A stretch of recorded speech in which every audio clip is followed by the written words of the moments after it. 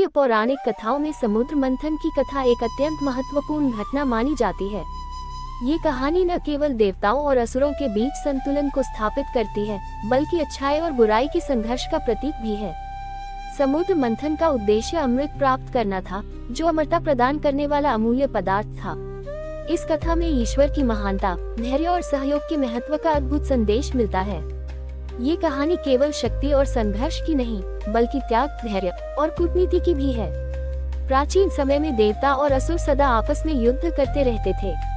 देवता, जिन्हें असुर कहा जाता था, सत्य, धर्म और अच्छाई के पक्षधर थे, जबकि असुर, जिन्हें दानव भी कहा जाता था, शक्ति और भौतिक सुखों के इच्छुक थे।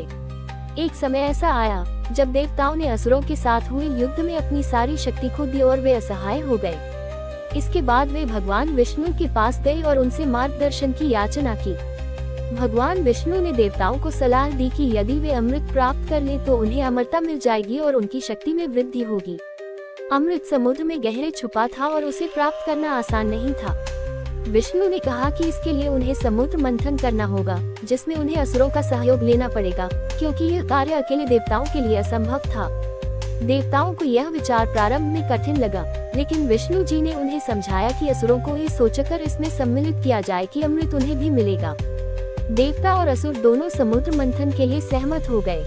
इसके लिए सबसे पहले एक विशाल पर्वत की आवश्यकता थी, जो मथानी का कार्य कर सके। इसके लिए उन्होंने मंदराचल पर्वत का चयन किया। मंथन के लिए एक मजबूत रस्सी की आवश्यकता थी, तो उन्होंने नागों के राजा वासुकी को रस्सी के रूप में चुना। वासुकी के मस्तिष्क से मंदराचल को घुमाने के लिए देवता और असुरों ने उसे पकड़ा। अब समुद्र मंथन का कार्य आरंभ हुआ। देवता मंदराचल के एक ओर खड़े हुए और असुर दूसरी ओर। वासुकी के फन को असुरों ने पकड़ा, जबकि देवताओं ने उसकी पूंछ को। देवताओं के राजा इंद्र और असुरों के राजा बलि ने ये कार्य आरंभ किया। लेकिन समस्या तब आई जब मंदराचल समुद्र में डूबने लगा।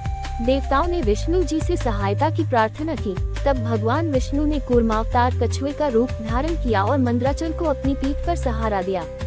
इस प्रकार समुद्र मंथन फिर से आरंभ हुआ। मंथन के दौरान विभिन्न प्रकार के रत्न, औषधियां और अमूल्य वस्तुएं समुद्र से निकलने लगी। सबसे पहले हलाहल नामक विष समुद्र से प्रकट हुआ। ये विष इतना भयंकर था कि इसकी कुछ बूंदें भी संपूर्ण सृष्टि को नष्ट कर सकती थी। देवता और असुर दोनों इस विष से घबरा गए। विष के प्रकोप को देखते हुए सभी ने भगवान शिव से प्रार्थना की। शिव जी ने करुणा दिखाते हुए उस विष को अपने कंठ में धारण कर लिया। इस विष के प्रभाव से उनका कंठ नीला हो गया और तभी से वे नीलकंठ कहलाए। विष के शांत होने के बाद मंथन पुनः आरंभ हुआ।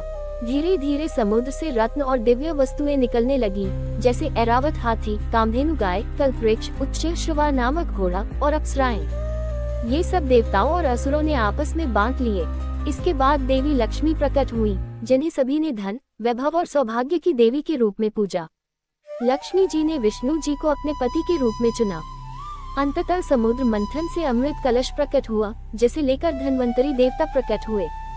जैसे ही असुरों ने अमृत का कलश देखा, उन्होंने उसे हथियाने का प्रयास किया। ये देखकर देवताओं में चिंता फैल गई, क्योंकि यदि असुर अमृत पी लेते तो वे अमर हो जाते और संसार में विनाश का दौर आरंभ हो जाता। इस स्थिति में फिर से भगवान विष्णु ने एक योजना बनाई। उन्होंने मोहिनी का रूप धारण किया, जो अत्यंत आकर्षक और मोहक रूप था। मोहिनी ने अपनी सुंदरता से असुरों का ध्यान अपनी ओर आकर्षित किया और उनसे कहा कि वह अमृत को समान रूप से वितरित करेगी।